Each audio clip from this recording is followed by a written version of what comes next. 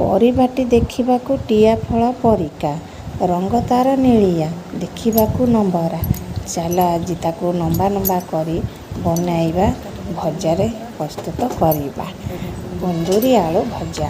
କୁନ୍ଦୁରିକି ଏମିତି ଲମ୍ବା ଲମ୍ବା କରି ପତଳା ପତଳା କରି କାଟିଦେବା। ତା ଦେହରେ ଆଳୁ ଗୋଟେ କି ଦୁଇଟା ଏମିତି ଲମ୍ବା ଲମ୍ବା କରିକି ପତଳା ପତଳା କରି କାଟିଦେବା। ଟିକେ ପତଳା ପତଳା କଲେ ଭଜାଟି ଭଲ ଲାଗିବ। ତା ଦେହରେ ହଳଦୀ ଲୁଣ ପକାଇକି ତାକୁ ଭଲ ଭାବରେ ଏପଟ ସେପଟ କରି ଗୋଳେଇ ଦେବା। ଗୋଳେଇ ସାରିଲା ପରେ ତାକୁ ଘୋଡ଼େଇ ଦେବା ସେ ଟିକେ ମଉଳି ପଡ଼ିବ। ମଉଳି ପଡ଼ି ସିଝିଗଲେ ତାକୁ ଗୋଟେ ଅଲଗା ଜାଗାକୁ କାଢ଼ିଦେବା। ତା ଦେହରେ ଲଙ୍କା ରସୁଣ ଟିକେ ଛେଚିକି ପକାଇବା।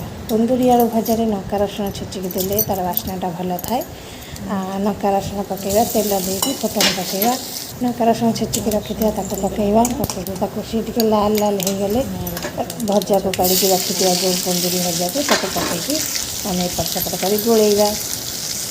ଭଲ ଭାବରେ ତାକୁ ଘୋଡ଼େଇକି ପୋଡ଼ ପୋଡ଼ କରିଦେବା। ଟିକେ ଲାଲ ପଡ଼ିଯିବ ଆଳୁ କୁନ୍ଦୁରି ଯେମିତି ପୁରା ଭାଜି ହେଇଯିବ, ଟିକେ ଲାଲ ରଙ୍ଗ ହେଇଯିବ, ଭାଜି ହେଇଯିବ। ପ୍ରସ୍ତୁତ ହେଇଗଲା ଆମର କୁନ୍ଦୁରି ଆଳୁ ଭଜା।